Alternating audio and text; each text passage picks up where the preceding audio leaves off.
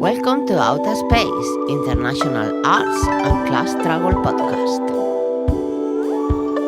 Dyslexia and Art, a space station special with Paul Paranoid and Rob McDonald.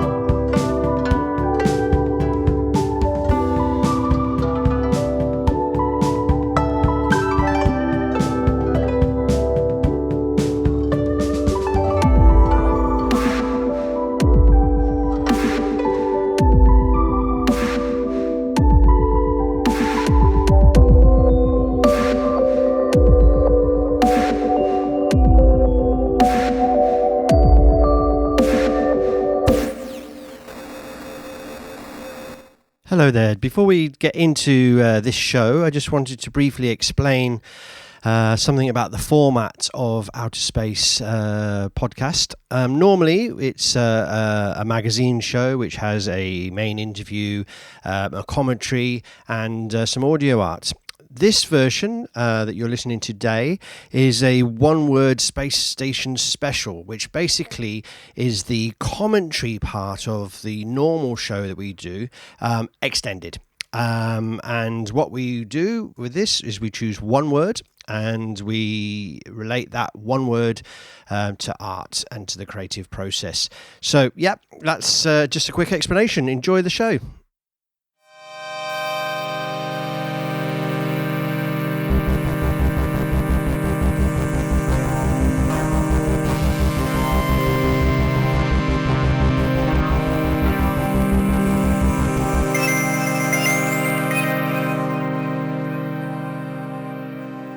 Hi, I'm Rob McDonald, and I'm here today with Paul Paranoid. Are you there, Paul? Mm-hmm. Okay. Hello. Hello, wake up. So today we're going to talk about art and dyslexia. And I think it's probably worth it, isn't it, Paul, to, before we start discussing the word dyslexia, that we're not experts. We're in the sense that we're not educational experts, and we don't have degrees in anything that gives us the right to talk about it in that regard. But we are both dyslexic and we are both artists, and on that basis, we're gonna give everybody our point of view, and put that as a slight disclaimer right at the top of the show. So if people disagree with us and they think, you got that wrong, you two idiots, then why don't you tell us what it should be in the comments below? Are you cool with that, Paul? It's all we got. It's what we got. It's how we roll. Okay, so there we are. We're not experts, but actually we are experts in the sense that we're both men of a certain age, and we've both suffered, I think, is that the right word, suffered with dyslexia all our lives, and we've also definitely suffered being artists all our lives. So there we are. The word today is the word today is dyslexia. Go on, Paul, give us a starter. Well, what do you think? I want to jump in right away, because I love that you sort of went suffered being an artist, because I actually think that the two are so painfully related. In fact, I think we can throw this in now. Actually, now you said that, I think this might be a good place to start. Is that the whole thing about? Tell me if this is your experience as well. But once you got told you're dyslexic, or found out you were dyslexic, or even diagnosed with dyslexia, whichever it was, or if you met somebody else that was dyslexic, you must have heard the sort of like immediate sort of like first thing you hear is, well, don't worry, even though you have a learning difficulty and you have difficulty concentrating on various things and learning different things, you'll have all this. Dyslexics usually have some kind of compensatory element that makes up for it. Like, you'll probably find you're really creative. Is this your story as well? Well, partly. I mean, I think it's worth us going through a little bit before we get into other stuff, what we both think it is and isn't, even though we just disclaim that we're not experts. For me, I think it's two things for me. One is, actually, to be perfectly honest, I think it's my superpower. I think it's something that's been very special for me, that when I've had to understand who the fuck I am, having this stigma related to me, that maybe that you're thick, Rob, maybe you're stupid, maybe you're not as clever as the others.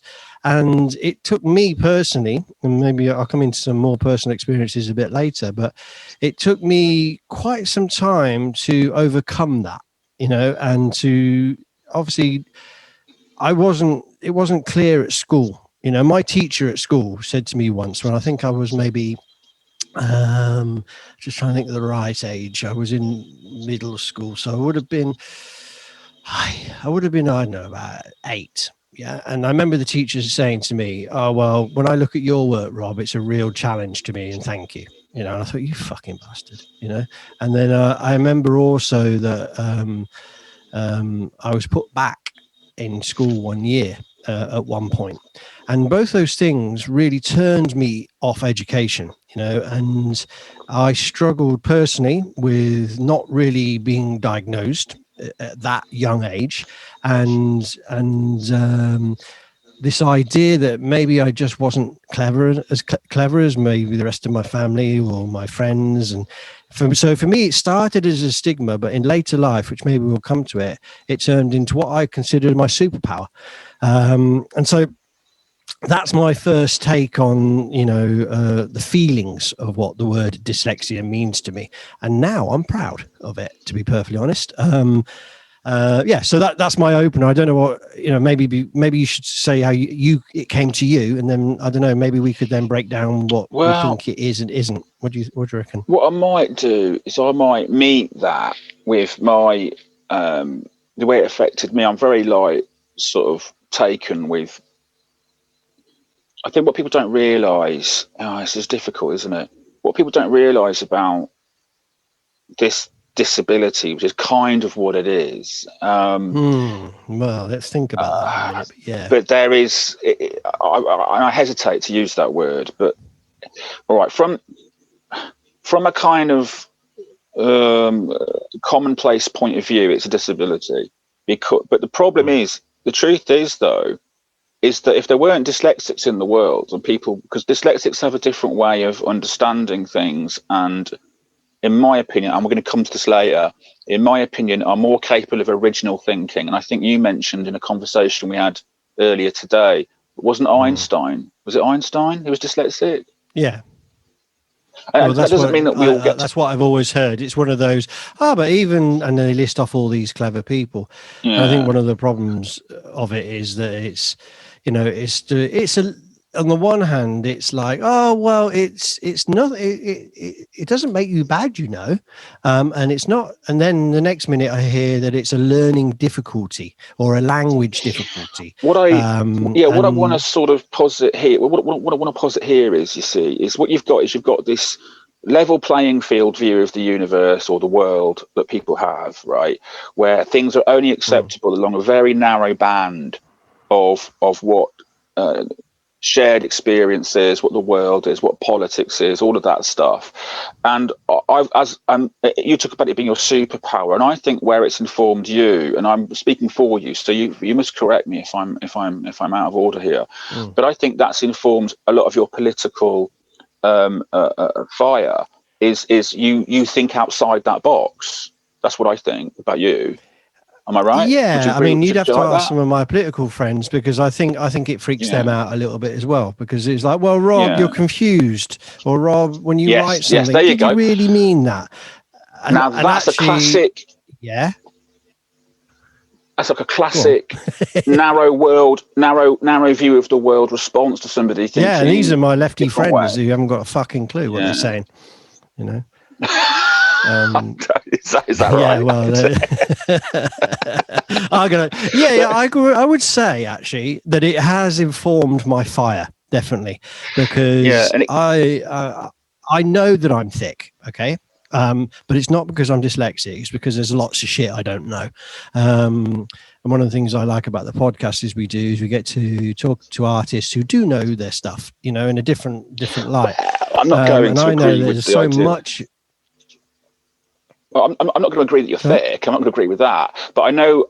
No. But what I'm saying is, no. Well, when I say thick, I'm using it on purpose now to emphasise that I say that because I do know there's lots of stuff I don't know, and I can be a bit thick. You know, I'll be dead honest. I can be a bit dumb, like anybody can. But the thing is, I'm not dumb because of what dyslexia does to me. You know, and I think this is one certainly.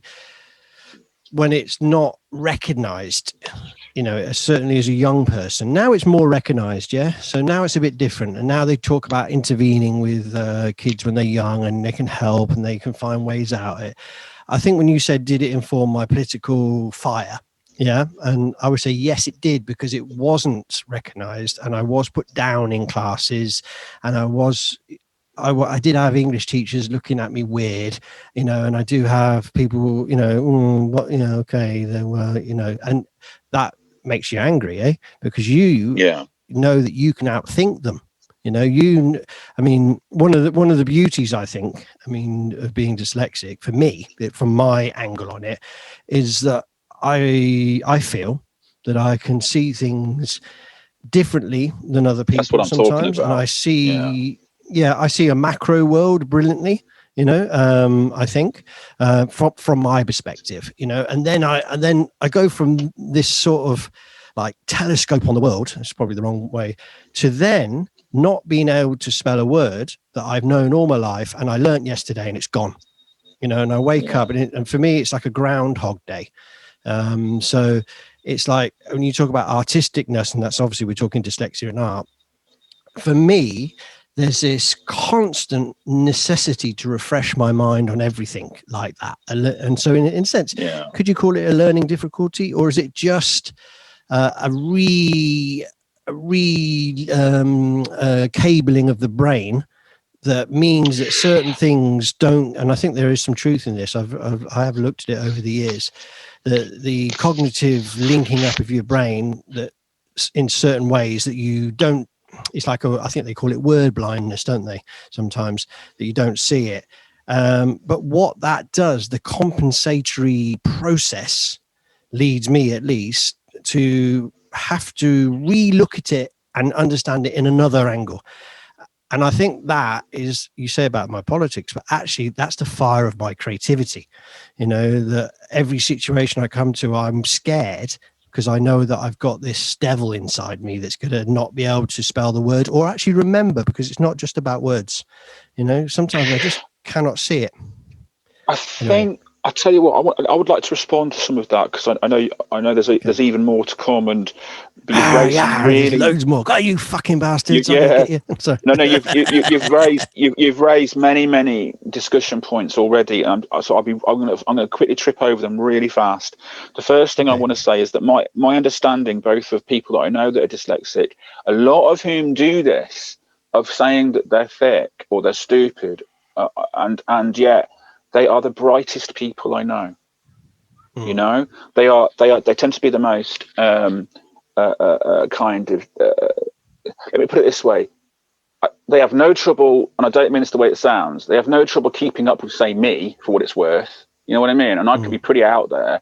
They grasp what I'm going for when I'm talking about something, which can be in a way that people that aren't dyslexic have to work a lot harder and will tend to dismiss me before they've actually grasped the idea. And that's one thing that dyslexics don't have. Now, I'm going to ramble on, and forgive me, but bring me back to the main point by all means in a minute. But basically, what I've noticed in people that don't have dyslexia is they have a terrible tendency to dismiss ideas that don't fit into their worldview or that aren't authenticated by the world around them. Dyslexic, that's where I'm going to... those others who don't have the superpower of dyslexic are susceptible to dogmatism more than we are. Thank you. Very well said. And I think this is what I mean by your political fire, because it's fired by two or three things here. One is by this kind of, it's not even a comfort to think outside the box. It's an inability to avoid thinking outside the box, right? It's like, I'm not sure it's my political thing. I think it's my characteristic. I think it would be, anyway, we can go on. I don't mean to label you. What I mean to say is, it's a big part of your personality is a restlessness when it comes to political thought. Or restlessness and in I admire general. that about.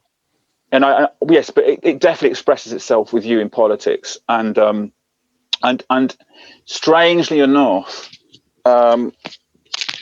it expresses itself in the areas where I am political in my creativity, like the agenda behind what I was trying to do in my music was quasi-political. It wasn't as clearly political as yourself. It wasn't the same, but it had a societal push agenda, which owed quite a lot to people like Johnny Rotten and stuff like that, but it was still there. But to get back on track, basically, where were we? We were just saying, I think the dogmatism of people. Now, it's not universally. I'm not saying that you've got to be dyslexic to understand it. And there'll be some people listening to this tonight who aren't dyslexic, who are very intelligent, very sensitive and sophisticated people, who might be like, well, I'm not dyslexic and I'm following you guys perfectly well. In fact, I'm outpacing you. And to those people, I want to say, you're the kind of people who should be running things. or we could say we're going to get really complicated in a minute. Hold on to your horses and see if you can follow this. Because I do think there is a. I mean, maybe this is not dyslexic. Maybe we're just fucking nuts. Yeah, and maybe always bear that in there's mind. possibly some truth there. We should be careful, and this is why we did a disclaimer at the beginning. Yeah, but at the end of the day, there is a. Sorry, just let me make this point. There is a. Sorry. Go on. Well, I was just going to say there is a cognitive ability that we have, because we don't have another one potentially. Anyway, you make your point. Sorry.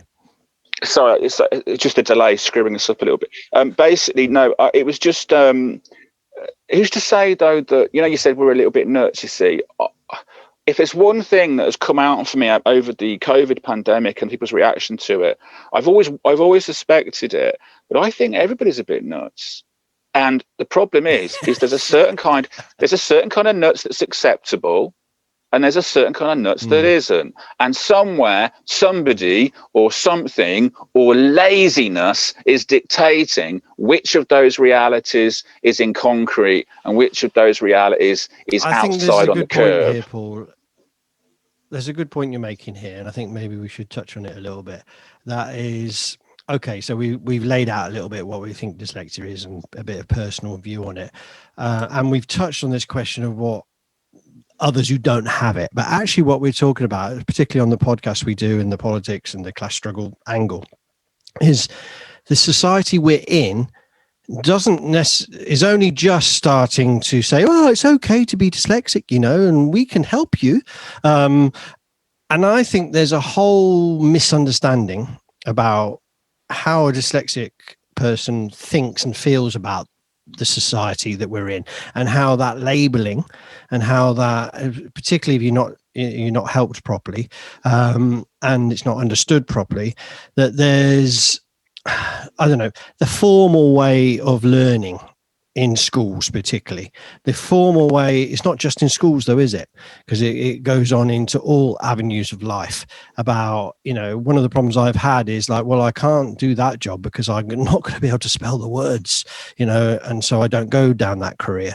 Or I'm not going to be able to do that job because I'm going to forget, the structure of how I'm meant to do it properly. And so there's a very formal way that this world operates. And therefore, and maybe this question goes beyond the word dyslexia, that if you don't conform, then you're sidelined.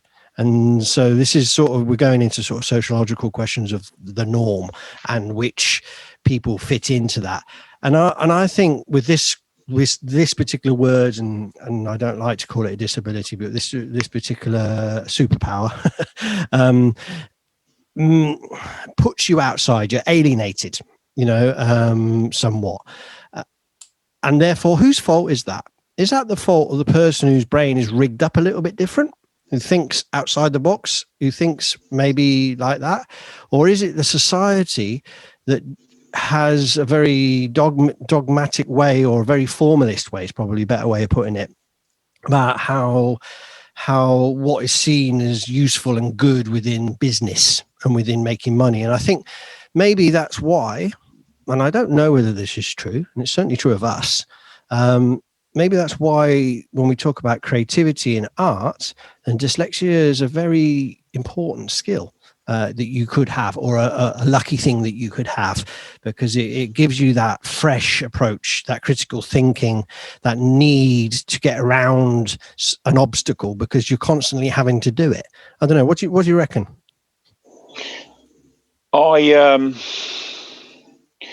Yes, it's what I think too. I think I'm worried about. Well, it brings me to the second point I was going to make, which was, I think, in a way, and I know this could be an unpopular idea and people might take offense at it, but actually being a dyslexic is kind of being in a minority. And I think, yeah, I read a figure that they reckon between, just on that question, I read a figure. Actually, I listened to a figure because there's another question about audio art and dyslexia and that stuff. But between different statistics, say 5% of the population have this disability or superpower, up to 25% of the population, and it's people have different levels of it. And also, to a certain degree, I think there's an element of subjectivity to what is and isn't. And so there's blurred lines. So it's difficult to say, because people will say, oh, you got dyslexia. And what's the one with numbers called? And they say, oh, yeah, I have that number one. I can't see numbers. And I think what that draws out is that everybody has, every brain is fucking different, isn't it? You know, obviously there's generalizations going on. But yeah, sorry, I just interrupted you. But I think the figure is between 5 and 25%. There's also a very important thing to bear in mind, and that is because, I mean, basically, well, I'll just do this in two parts. One is, if we are a sort of a minority, like basically we sort of like are a kind of a subdivision of society, like we're a component of society, a percentage of society that are disadvantaged. In the same way that people that are disabled are disadvantaged, or in the same way that people are from different cultures are going to suffer prejudice and not be accepted on the same playing field as the indigenous, in inverted commas, peers of the country they live in. That creates an interesting way of looking at it and formalising it. One that's probably not very comfortable to people that aren't dyslexic, who are going to have opinions, and who are going to think that we're sort of, pity. Yeah, we're special. We deserve special attention. Yeah, but there is a case for that. I mean, it is quite a serious disability. It's also worth remembering and pointing out. This is my second point. Oh, sorry, go on. No, go on. I'll come back to it. Sorry, say again. Well, I was just going to say that, you know, there is a need for resources in education with people who struggle this way, and education needs to be reformed, in my opinion, to take on board people with this learning method. Let's call it that. I listened to a really good understanding of what it was on a video. I might even put it in the links. You know, it was quite interesting, but I got angry when I was told I had a disability. And so I've said this a number of times already we've been talking 15 minutes or so. So I think education and how that's dealt with, and how kids who are struggling with this within the formal educational process has to be dealt with. And, you know, there's a political cry there. We'll try to investigate that in the time we've got. My second point I wanted to raise, which I think is something that I remember hearing all the way through my life, and is still something that you can access now as a common problem, is it's extremely big part of people going into criminal activity, especially in males, them being seriously dyslexic. I've just did a quick look up, and although it's very difficult to get accurate figures, right, research comes up with numbers that approximately 80% of prison inmates are reported to be functionally illiterate. And that's to assume, bearing in mind that the education system we have in the West is fairly robust, really, when it comes to basics such as reading and arithmetic, even though education has, according to some people, slipped in its standards over the last sort of 20 or 30 years. Even taking that into consideration, reading, writing, and arithmetic are still the absolute, common denominators of basic Western education. 80%. Now, all right, you could argue that, well, not all of those that are functionally illiterate are dyslexic necessarily. No, you could try and argue that, but for God's sake, what do you think it is then? That they just can't be bothered? Because that's something dyslexics have heard all their lives already. There's a lot of interesting stuff there, Paul. A lot of interesting stuff. Yeah. I mean, just to unpick this a little bit, because you've raised it and I haven't thought about it before, and I don't know the figures you're looking at, but it doesn't surprise me particularly. And obviously, I think you're right. I think we should do a disclaimer on that. It could be a number of factors which we've not researched and gone into here, but there's a storyline there. If it makes you feel better, that's what comes up when I looked it up. That's what came up just now. No, I'm not anti what you said. I think it's really interesting. I just think there could be a whole load of questions there.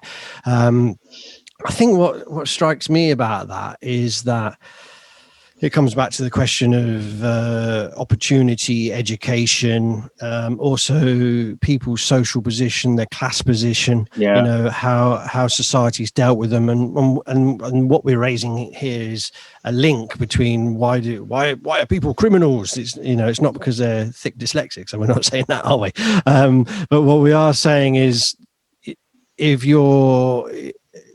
society has shunned you, exactly. Or if there's a struggle to get into the world of, let's say, the world of business or the world of work or whatever it is, and certainly if education has failed you, and you lose from that the disrespect of society because you're alienated from it, then you're more susceptible, I would have thought, to try and find your way out of it. And actually, sometimes I'm sympathetic with people who, have to turn to an alternative way of surviving. You survive how you survive, don't you?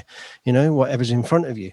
Well, there's also the question of humiliation. I mean, if psychologically it's a human being, when it suffers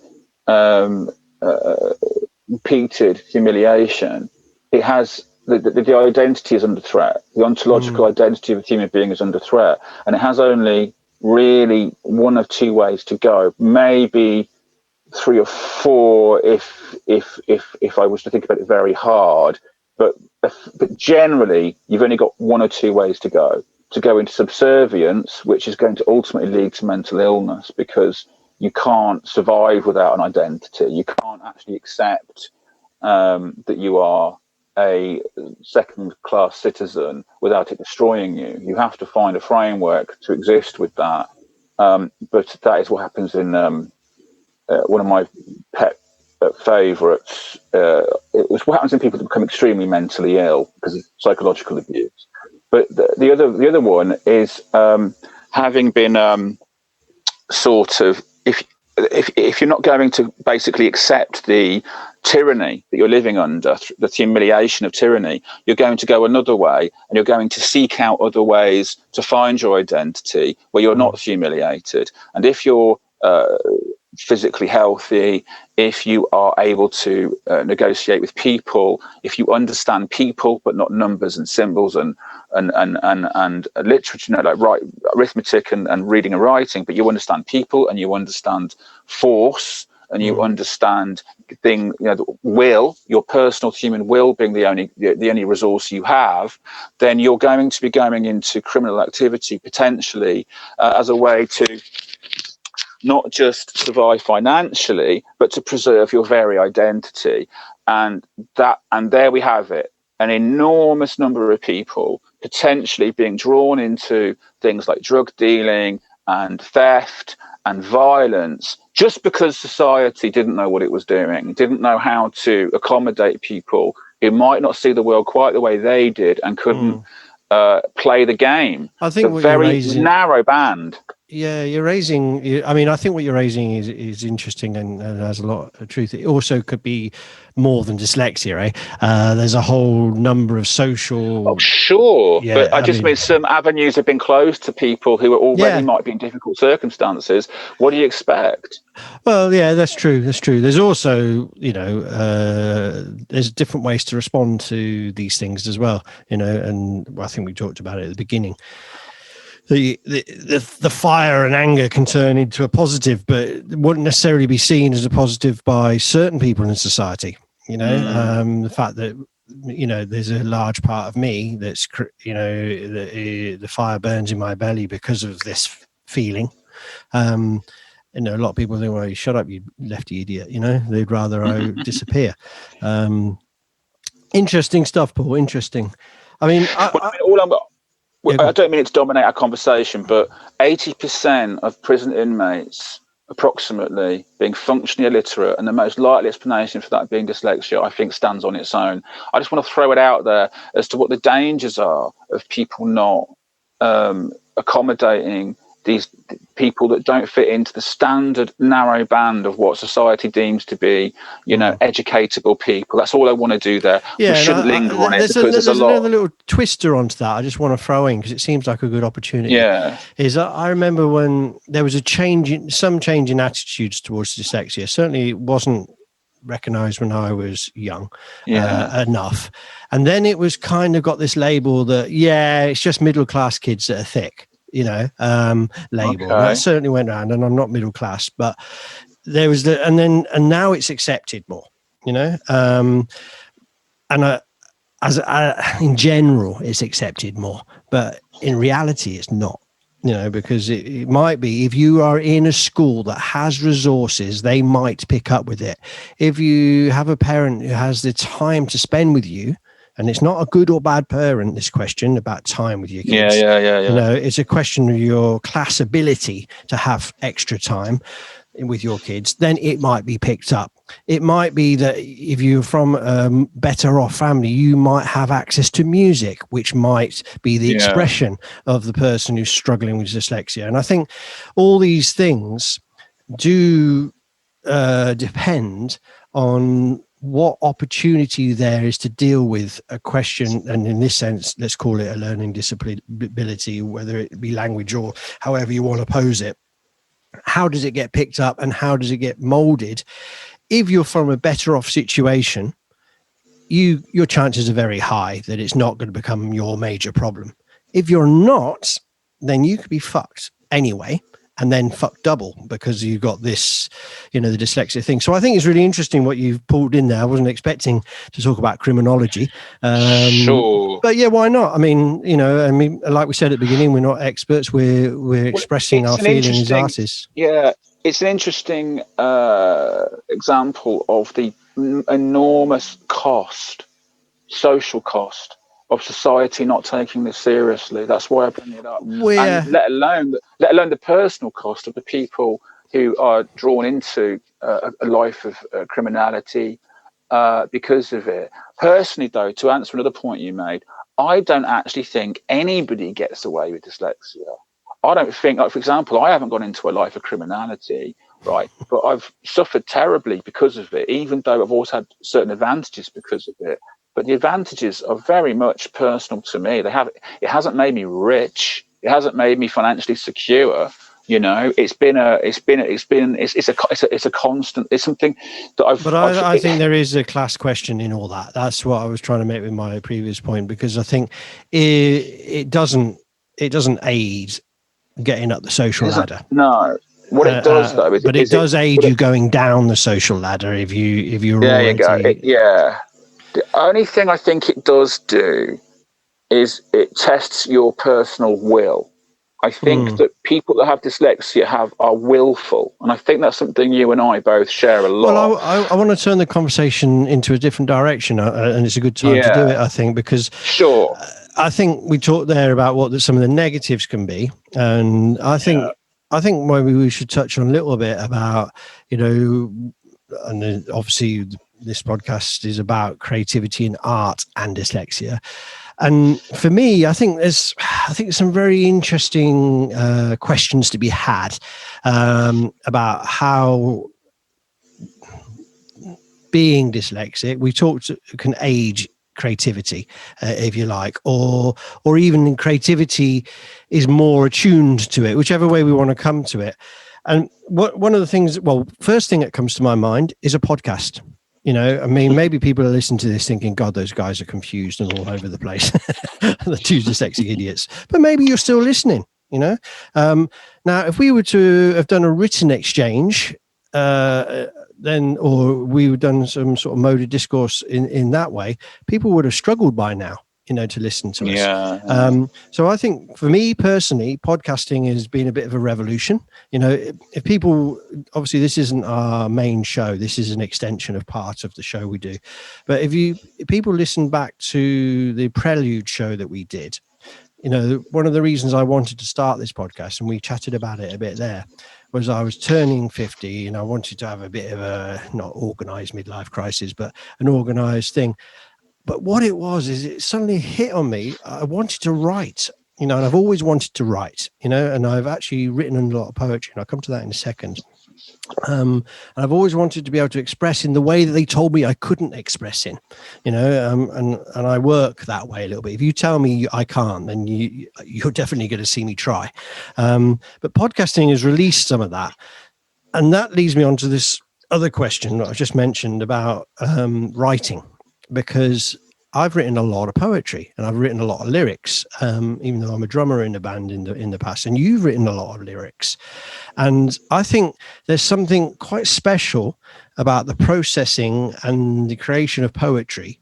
And you can be extremely dyslexic and be a great poet, in my opinion, because the poem and poem writing, it's a bit, I forget exactly what it's called in Surrealism, but I think it's automation or something with a certain style of poetry. And there's different ways that Surrealists look at it.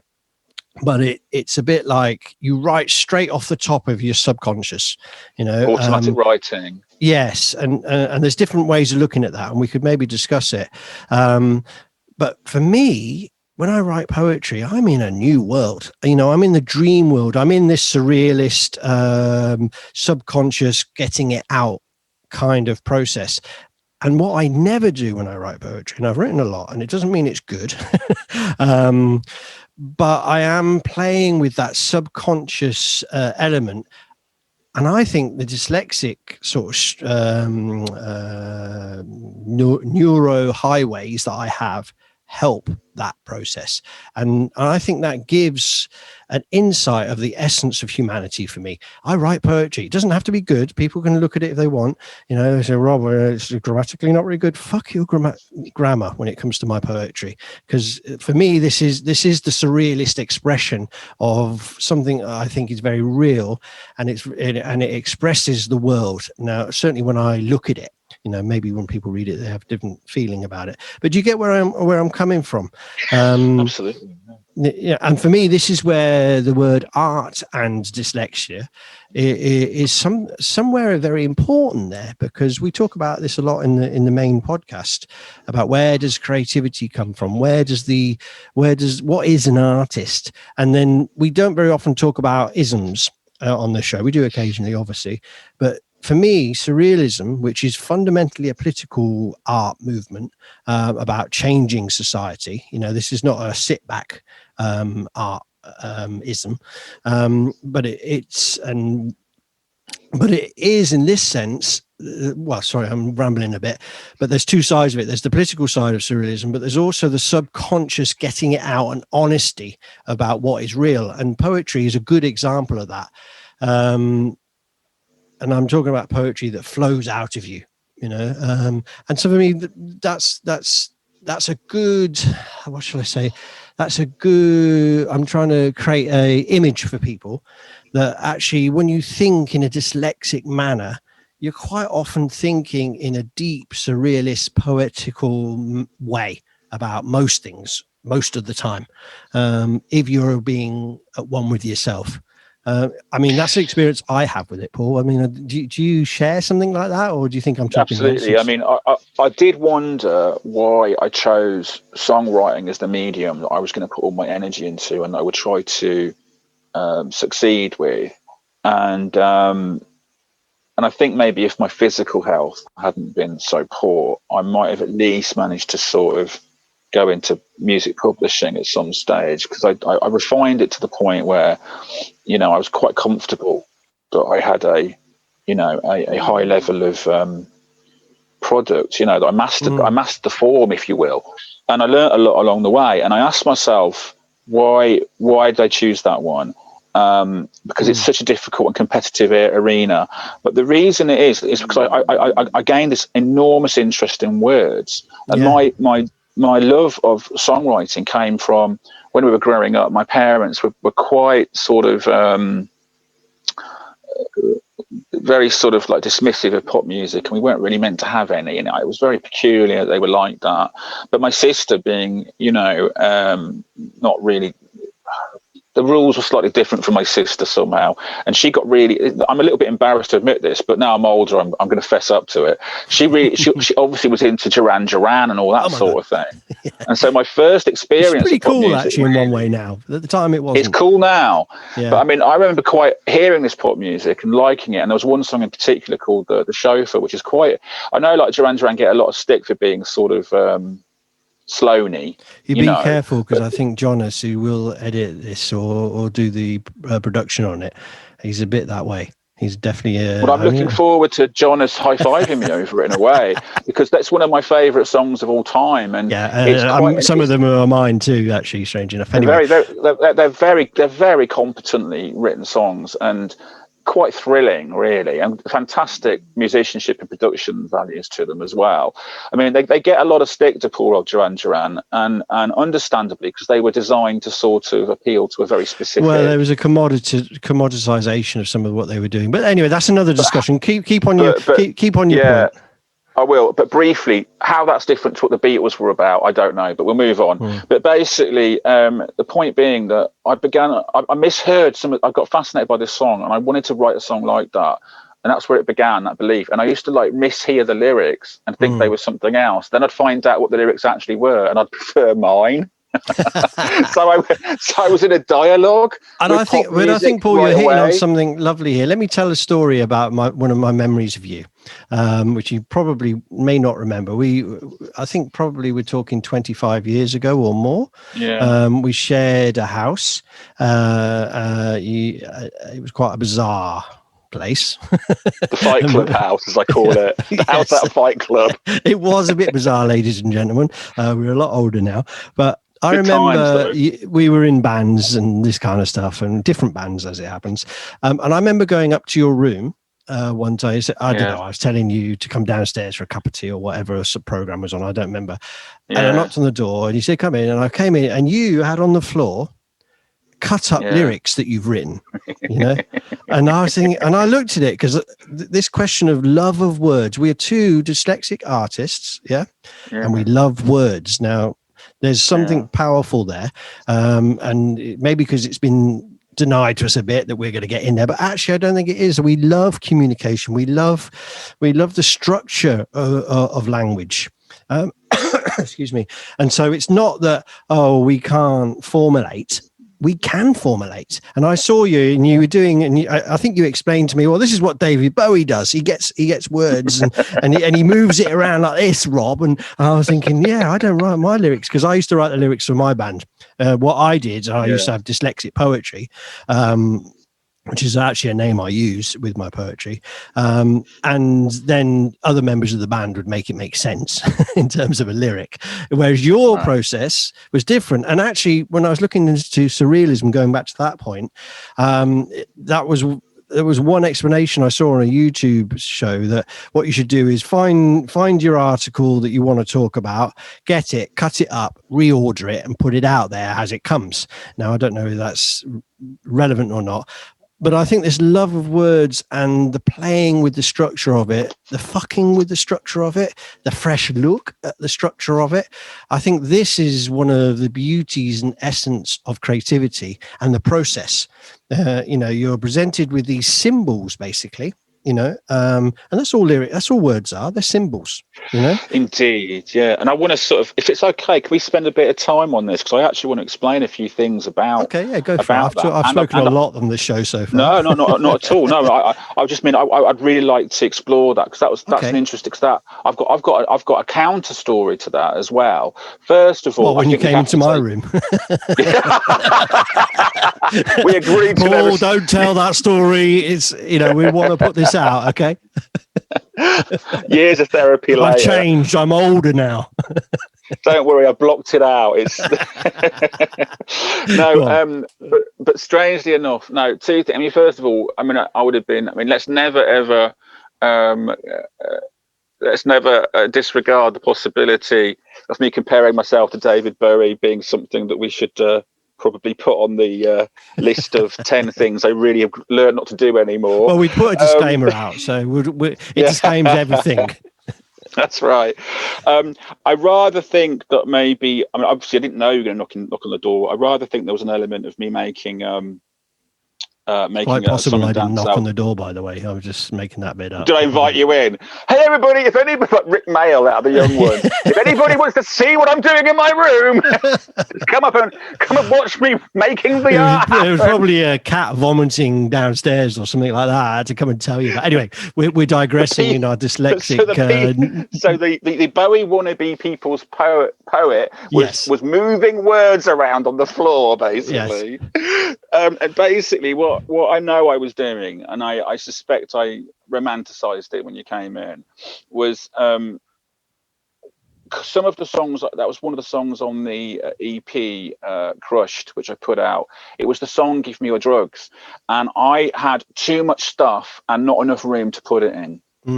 And I couldn't get what I wanted, and what I ended up doing was collected all of the phrases that I absolutely wanted to be in the song, and threw away the phrases that didn't feel like they were good enough, or they and then I was trying to do what I've heard someone describe Tom Waits does much better than I do, which is compression of language, and I was doing my version of it. So it wasn't really how. I'm a bit annoyed that I said I was doing a David Bowie thing, because that wasn't actually an accurate representation of what I was doing. I'm sure that I was quite. Maybe you asked me, "What the fuck are you doing?" You know what I mean? No, because I love poetry and I loved words, and then I saw you on the floor with these cutout bits. I was playing with the poopy of my own poetry. Look, I mean, there's a lot of interest in structure and form and the mode of discourse and presenting lyrics. I mean, I remember, because I mean, I'm a drummer and I always wanted to be the front man, of course, and, for me, writing the lyrics kind of allowed me to not have to be that front man in my band. I don't think the band wanted me to be, but I did once or twice do it. But also, I have spoken at meetings and I have thought about it, and I've listened to different speakers, and this question of how the mode of discourse works, with language is fascinating. And the truth of the matter is I went to university and studied English language, and literature. Now, I never went beyond the first year of the degree because, funnily enough, I dropped it and went back to the music. I passed the first year but I was led that way, by this dyslexic question. And I think one of the things is that if people are dyslexic and maybe they're coming and they're listening to this, actually words are ours. I don't say that in just a little group of people, but actually to be dyslexic is not to have a language disability, and it's to have the ability to use language in a slightly different way. And it can be spoken, it can be done with a podcast, it can be done with lyrics cut up on the floor, it can be done in loads of different sort of, there's loads of different scope for it. And this is what I mentioned before about symbols, art is very symbolic, you know, in many things. I mean, I do sculptures now. That's a symbol, you know, and I often have to think about what the symbol means. But what are words? They're just shapes, which are symbols that mean something. Are they, yeah, or is there something I'm missing? I'm going to go into the whole symbols and words and almost means thing in a minute. What I want to do just before that is I just want to sort of explore a little bit more what my process was in my room when you came in, and it's going to lead us into what you've been doing beforehand. You mean? Oh, there is all. Sorry, we're getting crass. We're getting crass. Which one is the greater masturbation? That's the question. Oh, Paul, we want to put this out. But anyway, basically, so I'd hit a problem in that tell me if this is your process about writing lyrics and poetry. When I hit a song, right? People love to say to you, what comes first, the music or the words? They love to ask that. And I always know you're hearing that from a non-songwriter, because anybody that actually writes songs know that what you're really having is a moment of marriage between words and music. That's what you're going for. And I think in your case, actually, you wrote lyrics for other people to construct the melody with. So you were kind of the Bernie Taupin, and I don't mean that in a disparaging sense at all. I love Elton John's records, you know, but in a way, like maybe you come from more of a Bernie Taupin sort of area where you write in a way that other people can interpret the syncopation and the melody, maybe. But I'm more of being a little bit, I don't know, I hate to say this about myself, being a little bit kind of wanting to control everything. I want to be the guy that guides the words and the melody together. And basically, you're looking for a kind of a hook where words, I mean, for example, the syncopation is actually about 50% of it. And the melody then is the temperature or the color. Here we go. Now, this is how dyslexics talk of that. And then the word gets to gain or lose or maintain its meaning by the rhythm and the position in the melody that you apply it. Now, funnily enough, Give Me Your Drugs was a very melodic song. It was a kind of a rant. So that was almost all entirely syncopation.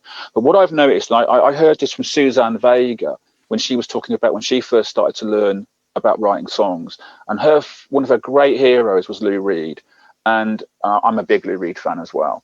And basically, she said that what she learned from Lou Reed was the sound of words was as important as what they meant.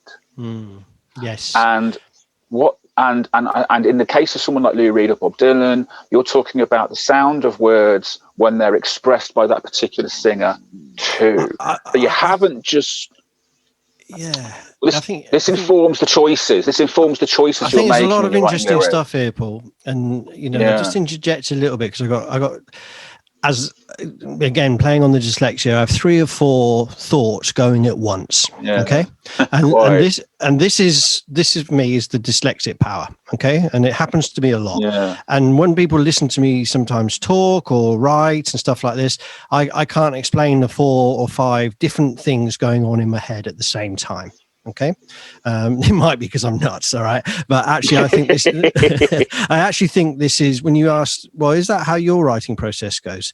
And for me, what I do, and it's not just my writing, but it's in all my creativity stuff, but it's also how I walk down the street sometimes, is I have these 5 or 6, 7 or 8, I don't know how many numbers of different tandems of things. And it's almost like some sort of video of intertwining atoms and string theory typey things. You know, I'm not expressing that very well, but I'm able to think about 6 or 7 things at the same time.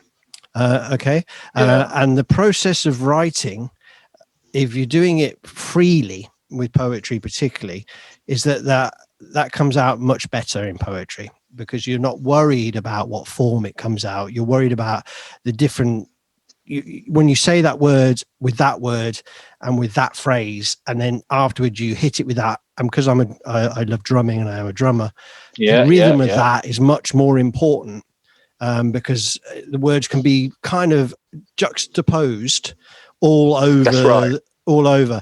And so what I'm talking about in a poem is I'm talking about all 5, 6, 7, or 2 or 3 different things at the same time, and trying to express a generalized feeling, not in a grammatical way. I do not care about that. And That's right. the other point I wanted just to say there is that when I did study English language, I got and did this first year of a degree, so I got a certificate in higher education. What I found there, I had this another learning experience. I got all that distance, and I was like, I got to university with dyslexia, you bastards, and I'm doing English language and literature, you bastards. This is kind of the thinking. And then I remember the class where the lecture or whatever, where we did poetry, and I was taught all this nonsense. Yeah. What felt like nonsense. Obviously, I couldn't get my head around the theoretical sides of lyric of poetry and all the great poets did, and they had words for it all. I don't even remember them now. Yeah, but they had words for each stanza and all this kind of stuff. All fair enough. Yeah.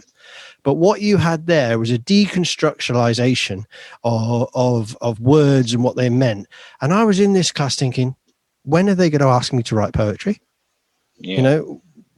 Because surely that's surely a poetry class in a first year degree. I should be writing poetry and expressing, shouldn't I? And I wasn't doing it. And I was thinking, this is just shit.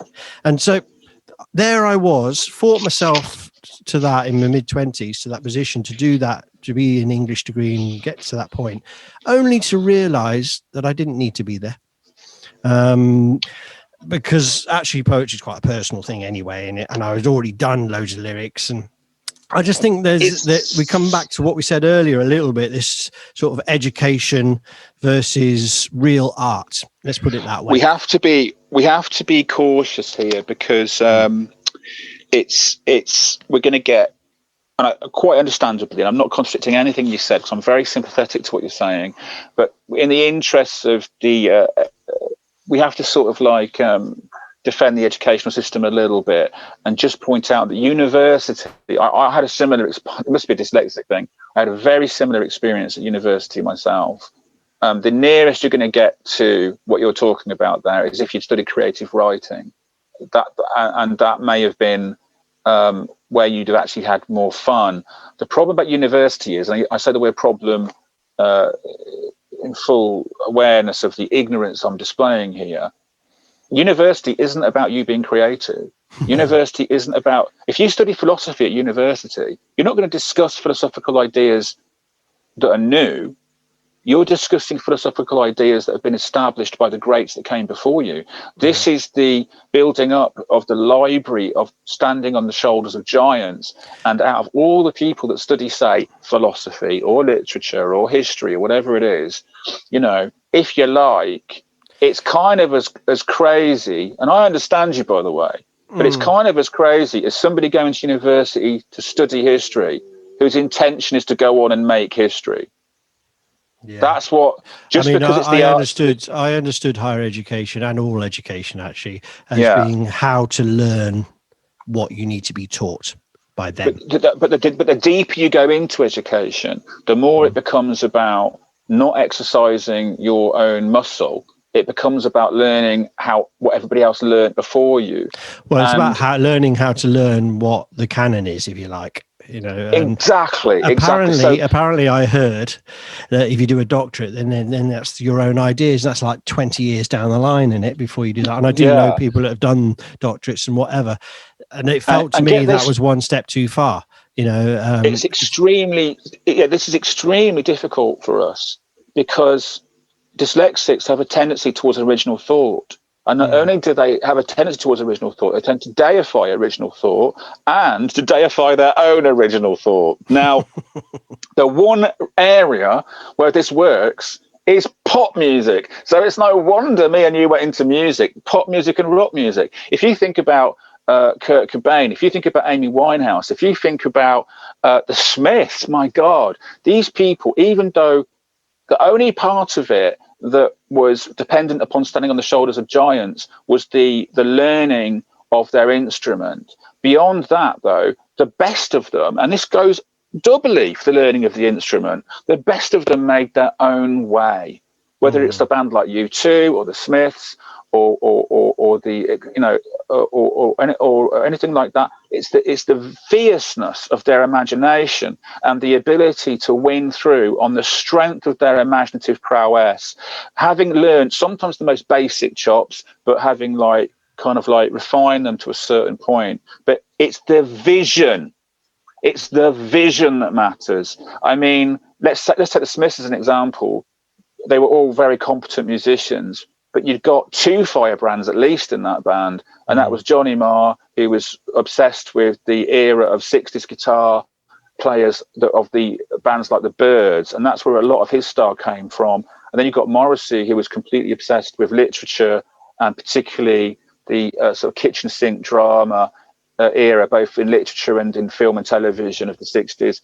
And they wedded those two things together and created something that didn't sound like anything anybody ever heard before, even though they were both coming from kind of well-trod areas. I mean, tell me if I'm wrong, but I think it's interesting. I mean, I think what we're really saying here, I mean, maybe again, the disclaimer is important here, but I think it's worth saying that the creative spark, the critical thinking, this type of, we did talk earlier on about some negatives that can go with the stigma and the problems, but what we're talking about here is, for us, I think what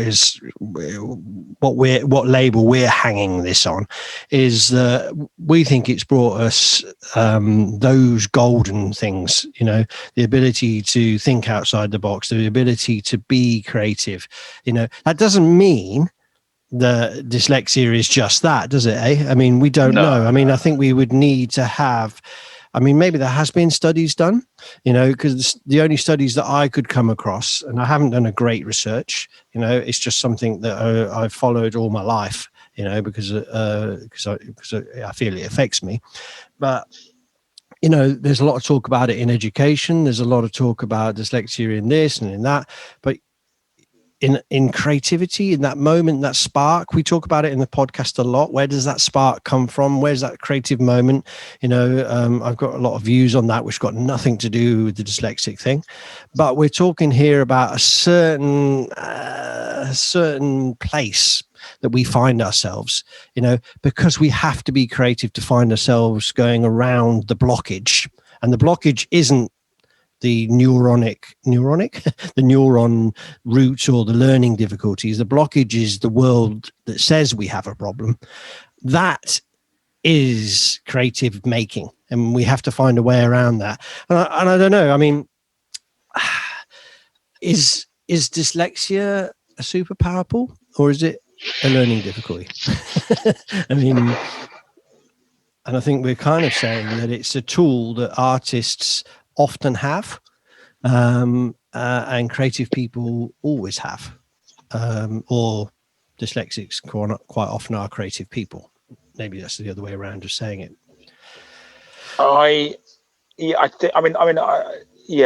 Do you want to give us a concluder? What should give it? Let's have a little conclusion, because we've gone. Well, we're almost an hour in now, and I think that's about the length we should talk about this for. And I can feel quite clearly that I don't think we've even made our way through our sort of pre-discussion ideas. So it just goes to show what a big subject it is, doesn't it? So I think that it's very true. There's a lot of different ways here. We've had a good crack at it. And maybe we'll do another part to this or something. We'll see. But basically, I think,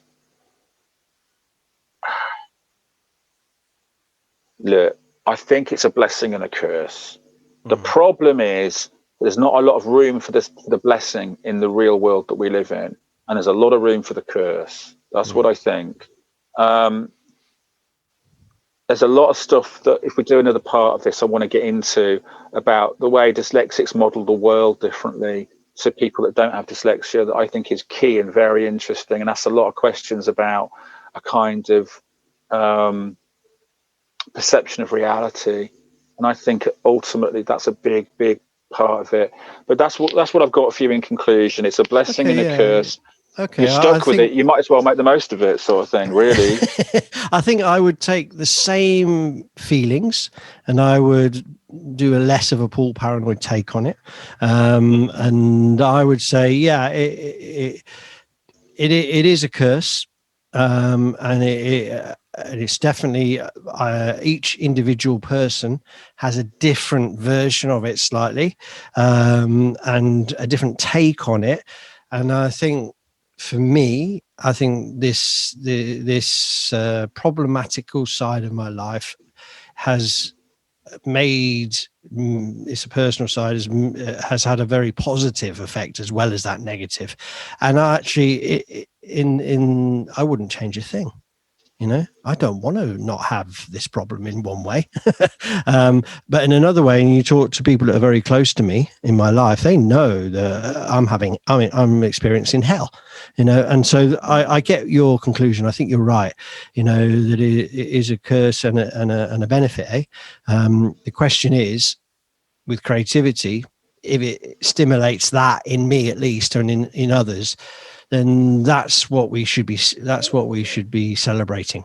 And I think maybe we need to come back to it, but I think, why don't we have this as our first crack, and maybe if people in the comments think we've gone off the tangent and made some mistakes, then say it, because we don't pretend to be. No, we want a discussion, don't we? We want this to be out there a little bit. And obviously we're linking artistic and art creation to this question of what is dyslexia. Come back, and say, you're talking nonsense, or wow, what a point, or, whatever people want to say, because well,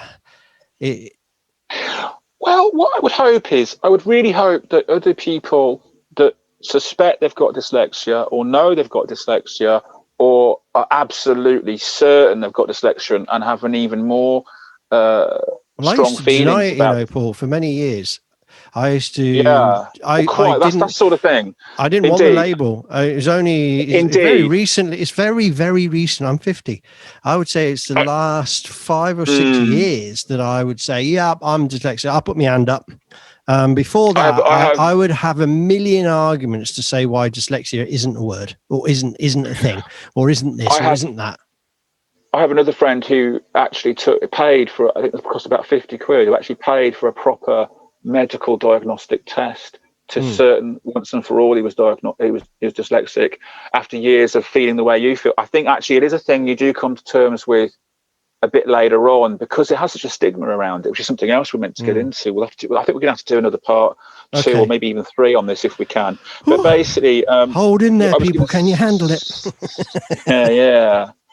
All right, Paul. Let's wrap it up there. Thanks everybody for being patient with us and listening to our ramblings and whatever. And we'll see you all again soon. Yeah. So bye, Paul. Bye, everybody. See ya. Bye. We hope you enjoyed the show. If you have something to say to us, then join our Facebook group or contact us at outaspace.com. That's outa-space.com. See you soon.